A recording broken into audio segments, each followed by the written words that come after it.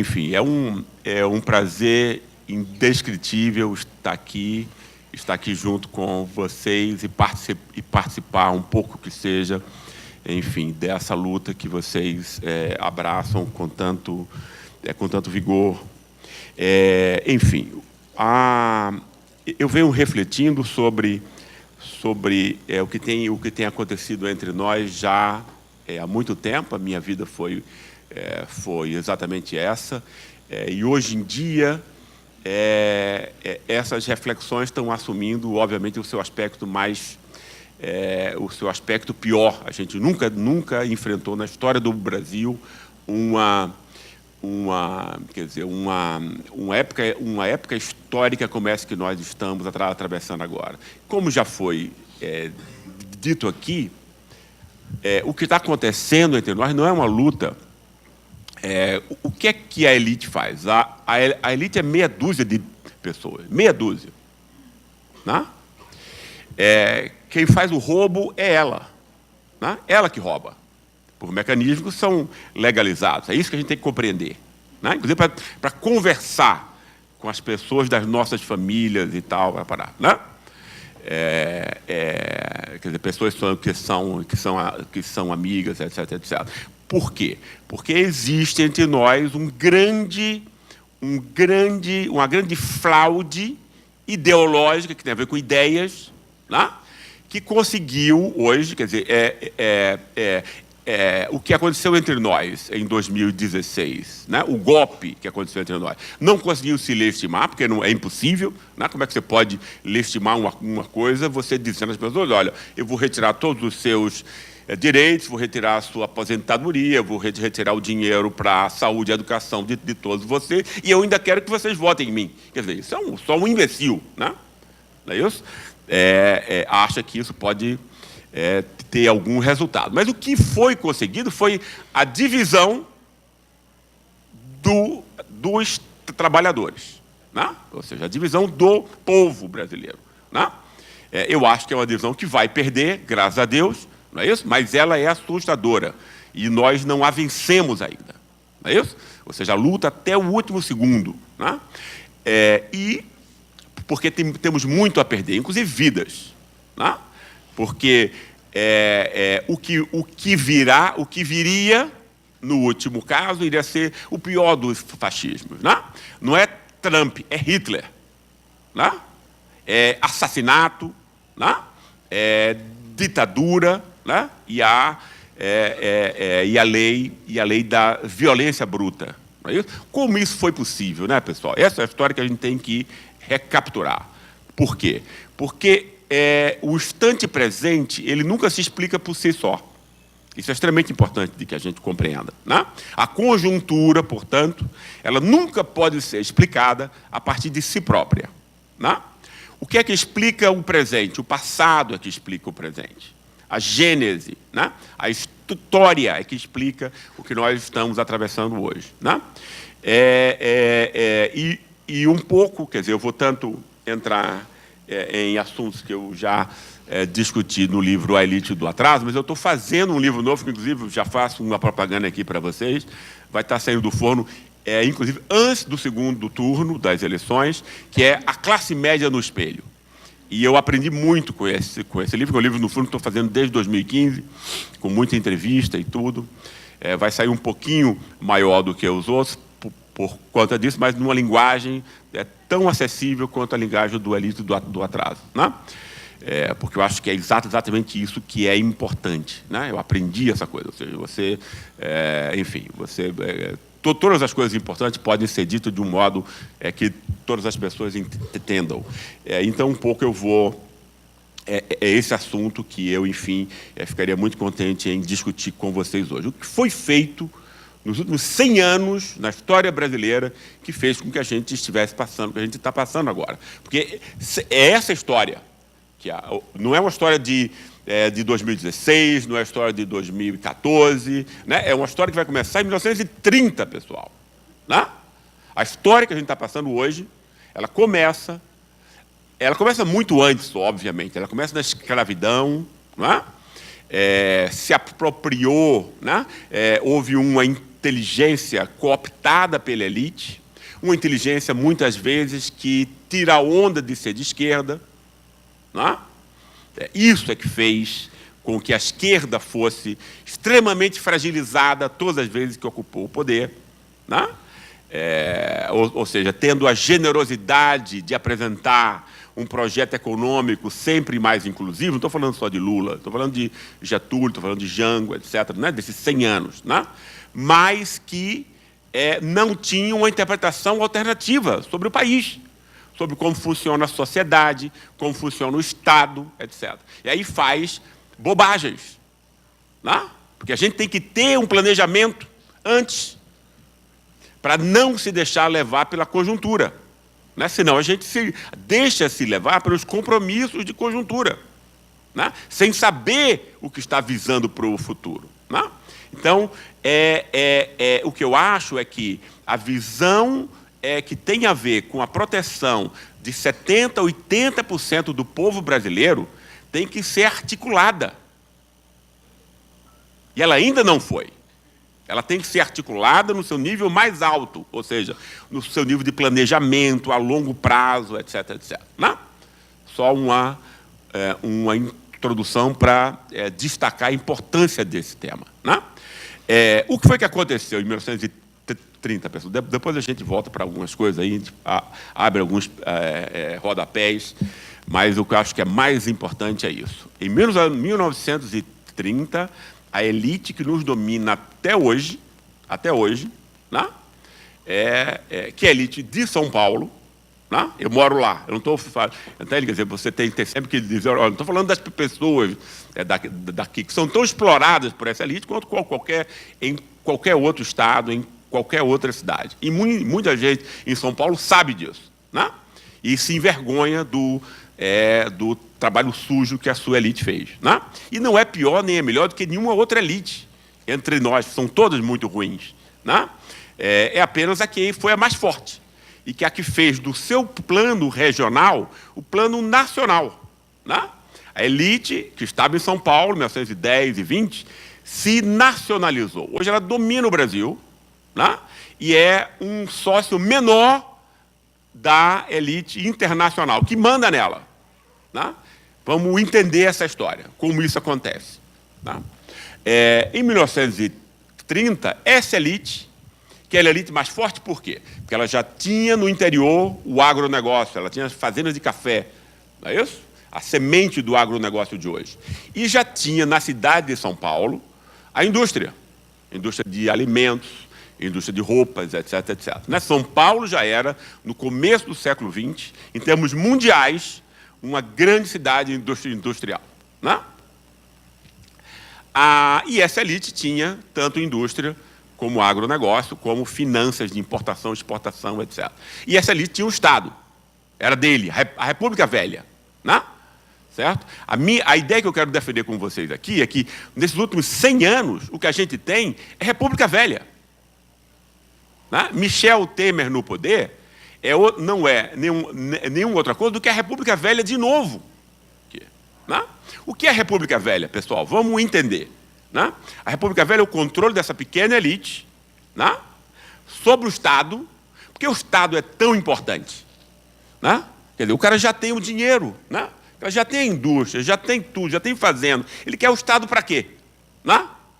Pessoal, a elite quer o Estado para roubar. Quem rouba, né? É claro que se rouba na política também, mas o que se rouba na política é uma gota no oceano do que os donos do mercado roubam. A elite fica louca quando perde o Estado, né? Porque ela perde o banco particular para fazer a roubalheira. Desde há 100 anos atrás. Para que essa elite usava o Estado? Usava o Estado para usar o dinheiro dos impostos de todo mundo para pagar a valorização do café, para pagar a vinda de trabalhadores italianos e espanhóis brancos, porque eles já diziam que queriam embranquecer o país e tal, para parar, né? Então, para relegar e marginalizar os negros, não é isso? Era para isso que o Estado, que a elite queria o Estado. e que queria o Estado também para quê? Porque o Estado tem não só o dinheiro do orçamento, que essa elite quer meter a mão, né? Mas tem outra coisa, ela tem a violência do Estado, que é uma violência autorizada. Qual é a violência do Estado? A polícia, para bater nos trabalhadores, como ela já tinha batido e matado em 1917, na primeira grande greve geral, que vocês devem ler. Tem um livro excelente de José Luiz Dalroio, que conta essa história muito, muito bem, e foi uma história belíssima, e é uma história que vocês, mulheres, iriam gostar muito, porque a maior parte das líderes desse movimento eram mulheres espanholas, italianas, etc., com origem anarquista, né? Foi uma greve belíssima, de vários meses, que os trabalhadores ganharam, e quando, quer dizer, não existia ali ainda, né, quer dizer, órgãos que pudessem oficializar isso juridicamente, o que foi que houve? O acordo foi feito que todos os jornais publicariam, veja a inocência, né? Todos os jornais publicariam o acordo, né? E o reconhecimento da vitória dos trabalhadores, e saiu realmente em todos os jornais de São Paulo. Mas no dia seguinte, o que foi que essa elite fez? Assassinou, mandou deportar para a Itália, e a maior parte dos líderes foram mandados para o Amapá, onde tinha uma epidemia de malária, para morrerem sem cuidados. Né? E já tinham matado a sabre crianças, mulheres e trabalhadores, centenas. Né? É assim que essa elite sempre tratou tanto a classe trabalhadora quanto os marginalizados, que são os mais penalizados, humilhados. Né? Ninguém escolhe ser pobre e humilhado. Né? Isso é tornado por uma vontade que não é só econômica. Né? A desigualdade ela não é só econômica. A desigualdade tem a ver com humilhação. Você retirar das pessoas a autoestima, a coragem, a força de ir em frente. Sem isso, a gente não entende como o mundo funciona. Né? Ou seja, se essa elite fazia esse serviço, como faz do mesmo jeito hoje, MST e tal, né? Eles são assassinados do mesmo modo, 100 anos, nenhuma mudança, nenhum aprendizado. Não é isso? O que foi que aconteceu em 1930, pessoal? Getúlio Vargas vem. Getúlio Vargas é um estancieiro do Rio Grande do Sul, não é isso? Associado com outras elites subalternas a esse arranjo de São Paulo, né? Propõe uma candidatura para as eleições de 1930, né? E é efusivamente recebido, né, em cidades como Rio, São Paulo e outras grandes cidades, tanto pela classe média, que a gente poderia chamar de classe média nessa época, que estava se construindo ainda, né, como pelas classes populares. Ou seja, para todas as classes, no fundo, que não fossem dessa meia dúzia da elite, o arranjo da República Velha era um arranjo espúrio. Não só não havia voto, ou seja, a eleição que teve mais eleitores não chegou a 5%, imagine, aí as pessoas chamam isso de democracia. Tem? Vocês que são professores, toda criança indefesa de São Paulo, com 5 anos, aprende, né, que houve uma revolução gloriosa em 32, na reação a essa tomada, né, representando a democracia e a Constituição, num arranjo que nunca ninguém votava, né?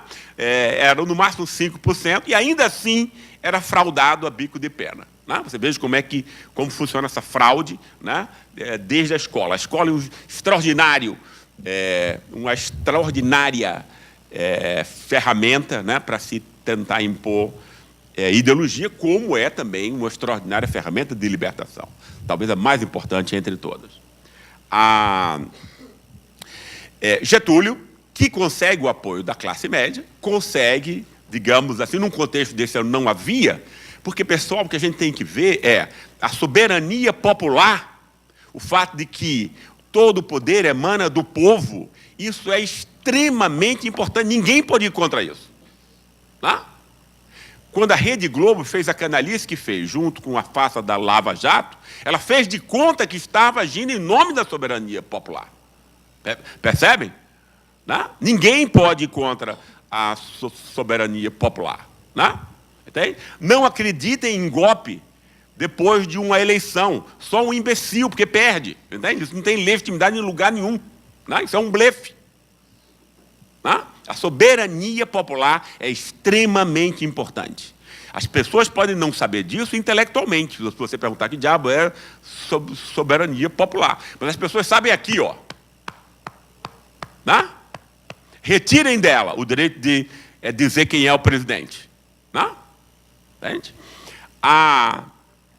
Como não havia eleições reais, então essa aclamação popular serviu de extraordinário prestígio popular para que Getúlio Vargas assumisse, né? O comando do Estado, né? Tirando dessa elite que ficou desesperada. Onde é que eu vou roubar agora o dinheiro fácil? Né? Porque aí você já tem o dinheiro das suas indústrias, mas você quer mais.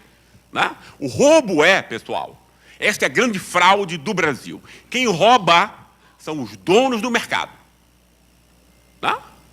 Outros podem roubar também, mas roubam a mando dos donos do mercado. Tá? E a gente vai ver como isso se dá. Isso é extremamente importante que a gente saiba. Saiba os números, de que medida, tanto na qualidade e na quantidade, para que a gente, enfim, não fique indefeso, né? Contra essa arrumação que montaram contra nós, contra o povo. Em 1932, essa mesma elite tenta recuperar o poder pelo caminho militar e perde. Volta com o rabinho entre as pernas. Transforma essa derrota em vitória constitucionalista. Tudo em São Paulo tem a ver com 9 de julho. Foi quando você deu você transforma a derrota numa vitória. Você transforma a derrota do que há de mais reacionário numa vitória da democracia. Né? Quando Getúlio assume o poder, ele tem o quê, no fundo? Né? Ele vai pegar o que era o Brasil antes disso, né, pessoal? O Brasil, antes de 1930, sequer era um país. Né? Tanto materialmente, porque o mercado sequer era interligado, não havia estradas entre as regiões. Né? O Brasil era uma soma de potentados regionais. Né? Rio Grande do Sul, São Paulo, Bahia, Pernambuco, etc. Né? Mas não havia a interligação material desse mercado, não havia um Estado centralizado que representasse isso aí, nem havia uma ideia de que todos eram brasileiros. Quem cria essa ideia, e vai ser extremamente importante para a gente, isso vai definir a política. Né? Quem cria a ideia de Brasil, a primeira, vai ser em 1933, não foi em 1500. O Brasil foi descoberto em 1500. A primeira ideia de Brasil, convincente, que vai tomar o coração e a mente das pessoas, que é isso que importa, vai ser Casagrande, Senzala, Gilberto Freire, 1933. Antes disso não existia nada. Né? Essa ideia de Gilberto Freire, que hoje em dia é criticada com razão, né? em grande parte, na época ela era um avanço. Ela era um avanço por quê? O que é que Gilberto Freire dizia? O povo brasileiro é mestiço. Isso não é ruim, isso é bom.